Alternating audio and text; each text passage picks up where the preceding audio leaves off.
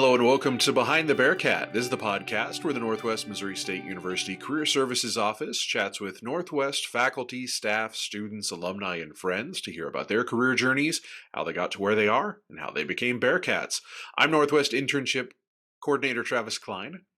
And I'm Hannah Christian, the Director of Career Services here at Northwest. And today's guest on our show, drum roll, is...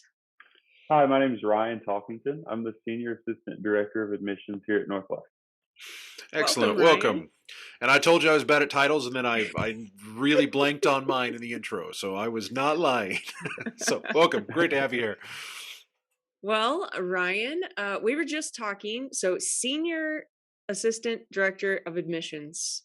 Kind of explain to us what that means. Yeah, so my role here at Northwest, we have a recruiting team. There's 5 of us that go out and we travel various regions across the Midwest. And as the Senior Assistant Director, I'm directly under Jeremy Waldire, and I kind of am the go-between between him and the recruiters in some situations. But I also travel for the School of Agricultural Sciences. I recruit in the 4-state region of Nebraska, Iowa, Kansas, and Missouri. So getting into those high schools as well. So Travis used to be a recruiter as well. Talk about when you go to the high schools, what do you do?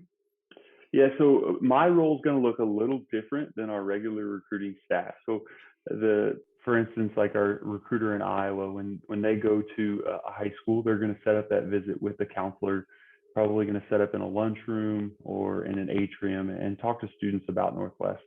My role, recruiting for the School of Agricultural Sciences, is a little different.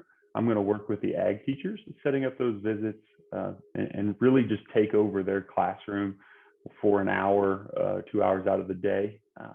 Try to hit, between 3 and 4 presentations a day at several different schools. So a little different than what the regular admissions recruiters would look like. But I kind of like my position a little more because I get a little more interaction with students. Or maybe a larger volume of students because it's a whole classroom rather than just students walking up to me. And you don't have to do lunch visits, so that by itself that's Absolutely. worth the price of admission just by itself. So before you were a recruiter too, you were a Northwest student. Do you want to talk about what you studied when you went here at Northwest? Yeah, so I have a little different path than most students. So I started here at Northwest in the fall of 2017 with an agricultural education degree. I went all the way through that program for 3 years.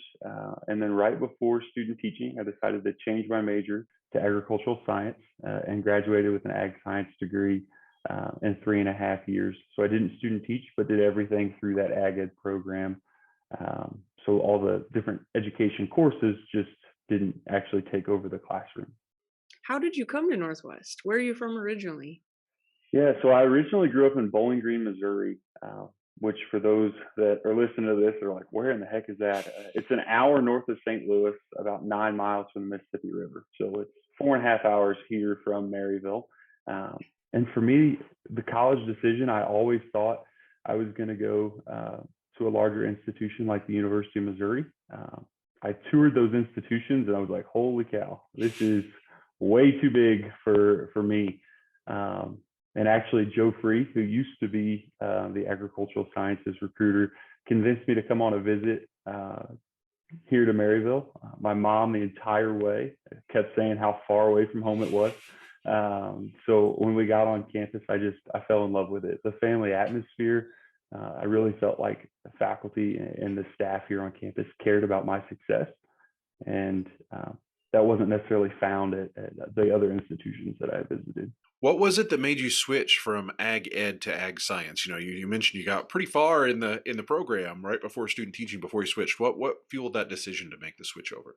Yeah, so that would have been internships. I actually had the opportunity to do a couple internships in college. I worked with an FFA chapter over the summer for an internship, as well as I was an ag experience intern for MFA Incorporated. So getting to see both sides, whether being in that classroom or going into the industry.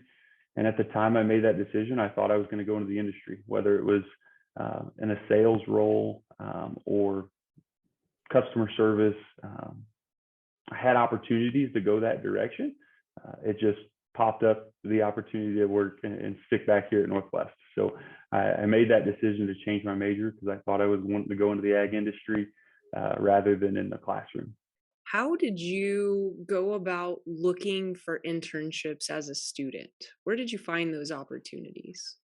It's a great question. So there's this great office on campus called Career Services, and they hold wonderful events. So actually, of those internships I had, I found through career day on campus. So getting getting those interview skills with mock interview day, and then taking it into the career day and passing out those resumes. I actually had next day interviews for both of them, and that's where I got those internships. So through the career services department, as well as Disclaimer, I had no idea that you got those through Career Day. So yeah, awesome. and actually before I accepted the position at Northwest, I had several offers for full-time employment through career day as well. So all of it, yeah, happened through career day. I wanted to ask about the transition. You went directly from student to staff member, and a lot of us kind of went away and then came back. So what was it like, going from I go to this school as a student to now I work at this place as an employee? What was that transition like for you? I know admissions, you're kind of going out and spreading the word of Northwest, which is actually a pretty awesome job. But what was it like going from student to staff? So great question. Actually, for me, it worked pretty well. Jeremy and the team over here and Mabel Cook made that transition a lot easier. So I actually started as an early outreach coordinator, which is a temporary position. I started that in October. So I was kind of already in that office professional role before the full-time admissions representative position came open. So that transition was fairly easy.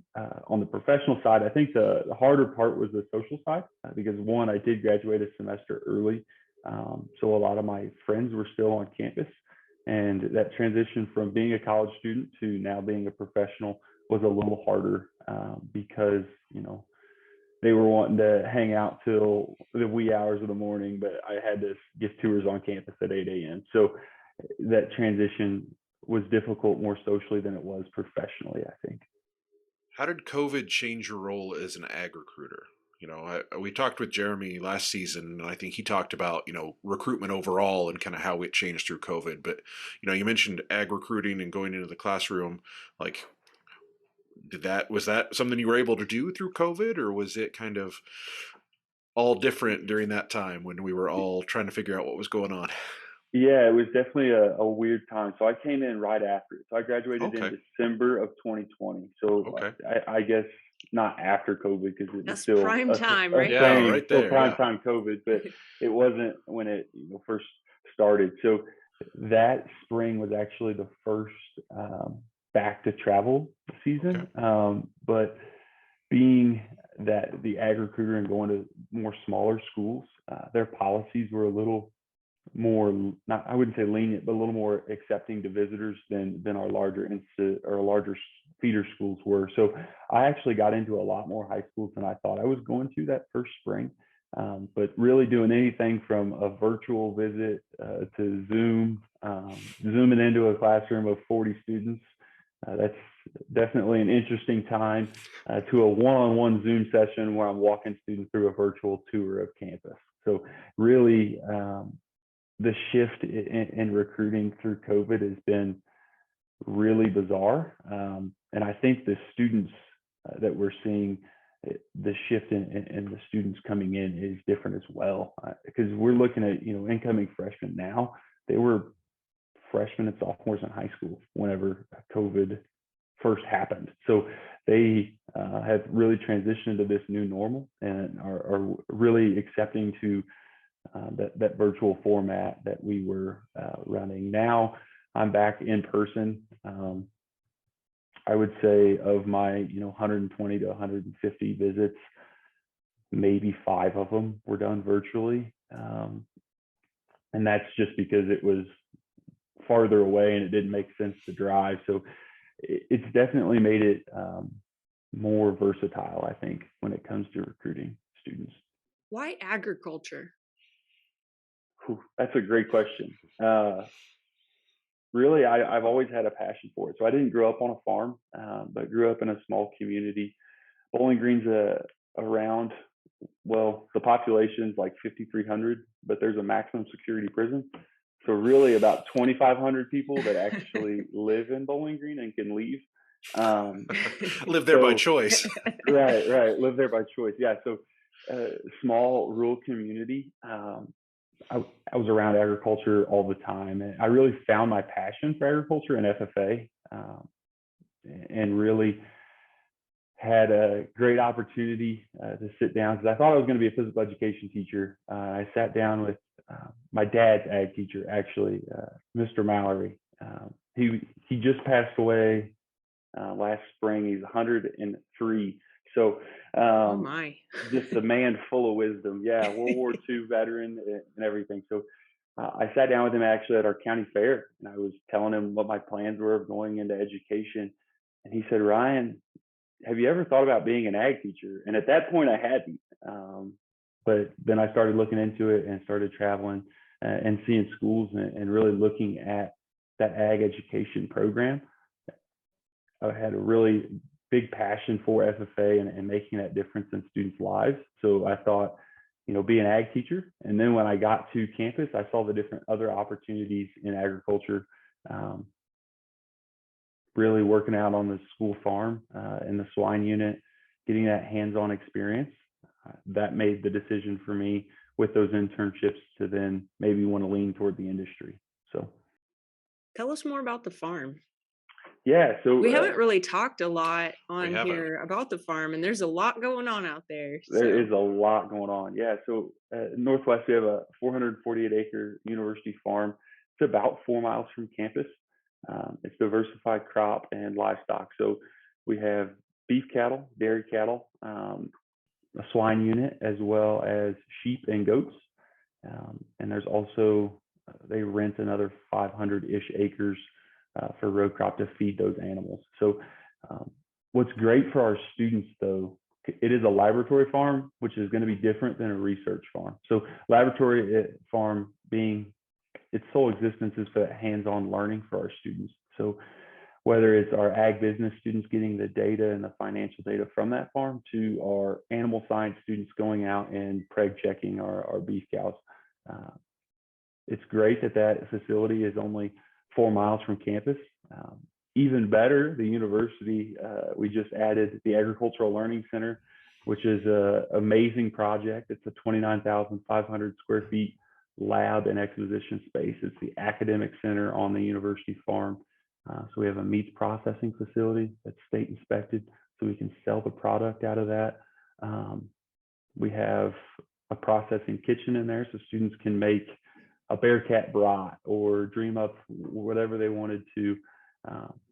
There's a agronomy lab that was sponsored by Corteva with genetic sequencing equipment in there. We have a animal science, animal health laboratory as well, and a couple interactive classrooms. So, and 9,500 square feet of open space in the exposition center. So really, it is a facility that I can't even fully grasp the functionality of that. It's going to be in 5 to 10 years. It's being utilized now. It opened July 30th. And Dr. Rod Barr, the director of the School of Ag, compares it a lot of times to like flying the airplane while you're still trying to put all the parts in the right places, because they moved in that and classes took place there in the fall. So it's still, with COVID, it's still affected things, back order on equipment and things like that, that's still coming in. But that facility is going to expand professional-based learning for the School of Ag, but really the university as well, and connecting the university and the community to agriculture. So you mentioned that you worked with the swine on the farm. So talk to me about, if I'm a student from Kansas City who's interested in ag, but I don't know anything at all, talk to me about what does it look like to be a student and to get involved and to work at the university farm? Yeah, so there's student employment, and that's what mine was through.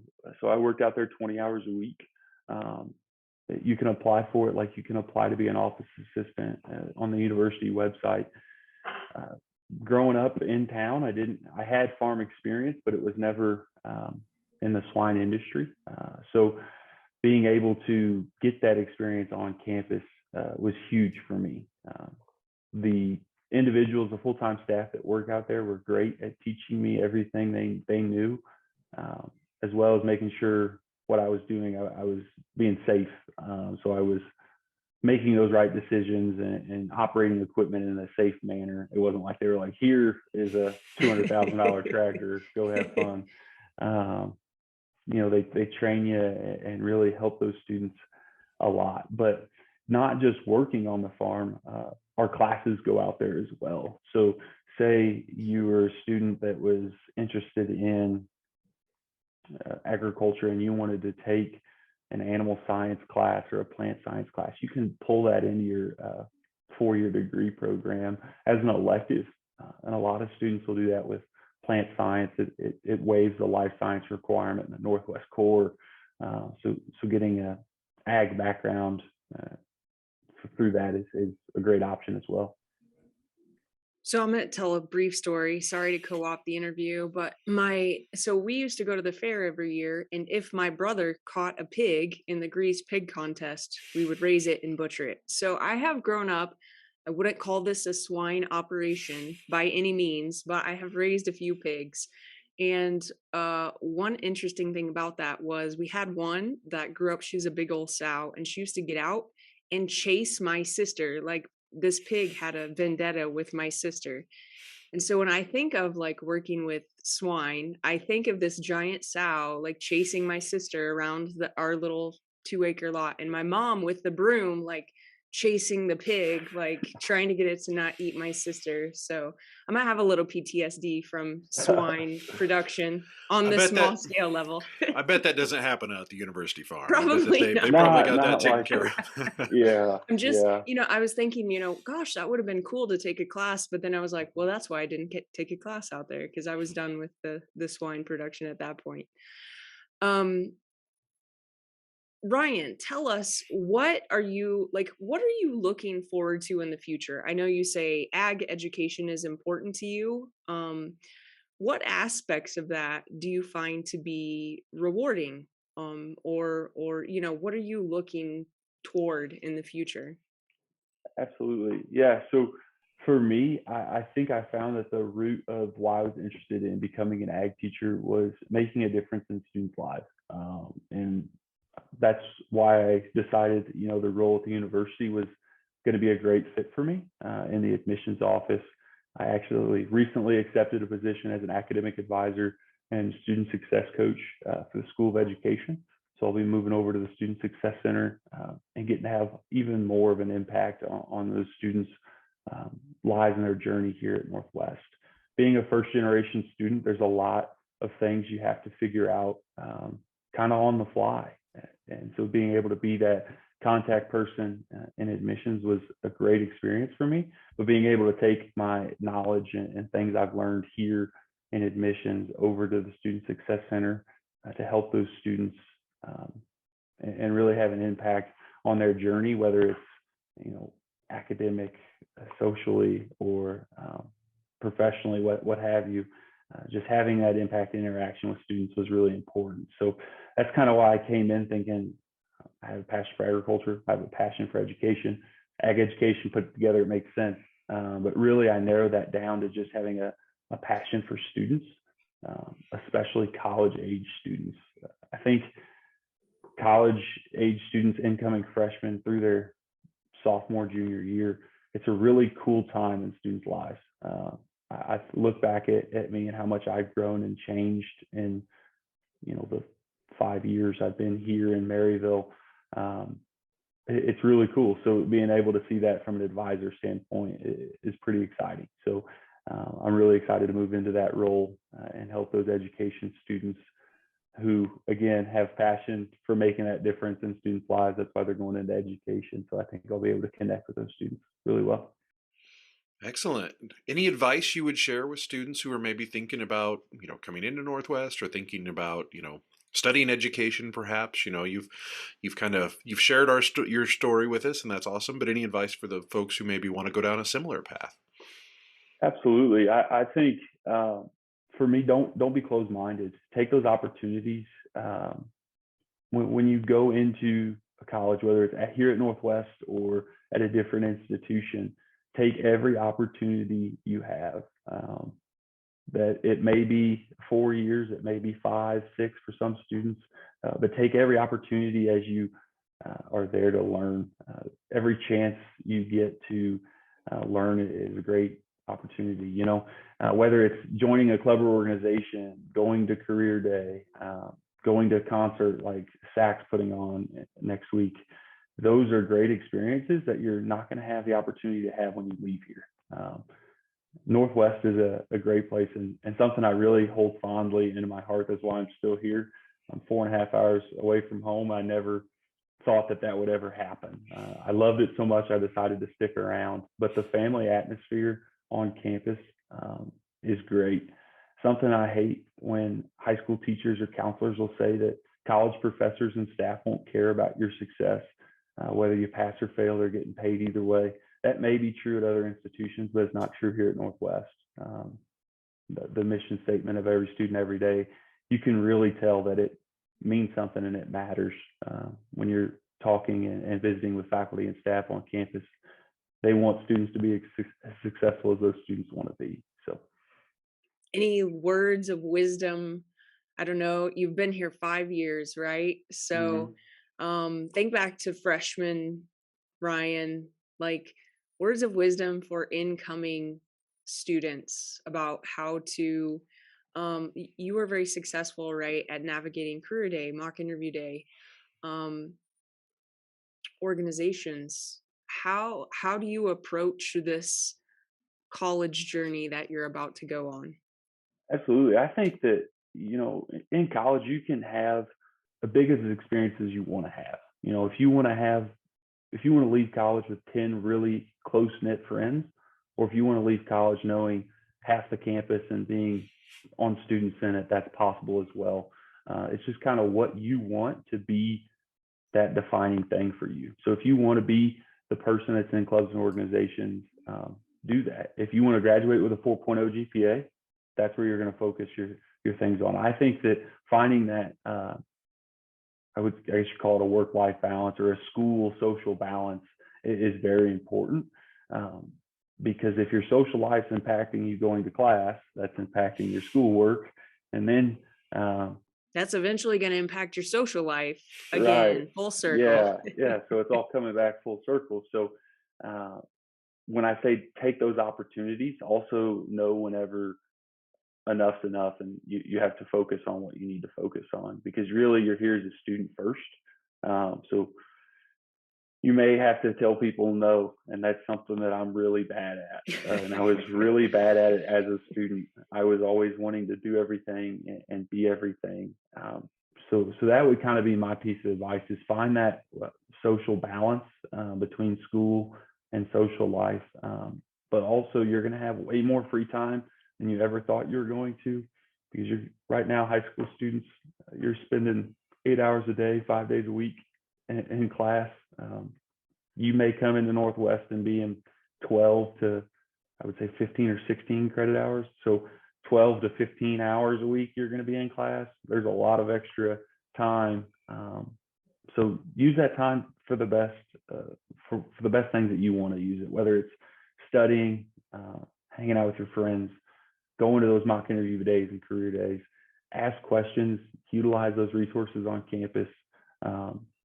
Go take care of the pigs. Absolutely. Yeah. Go make your college journey and your personal success network the best that you can.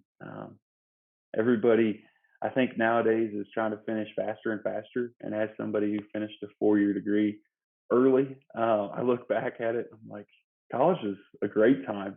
So wishing it away or trying to make that happen faster is not always the best thing, because you're going to look back at it in a year or two and be like, oh, I wish I could go to those clubs and organizations, or take a couple more classes or those things.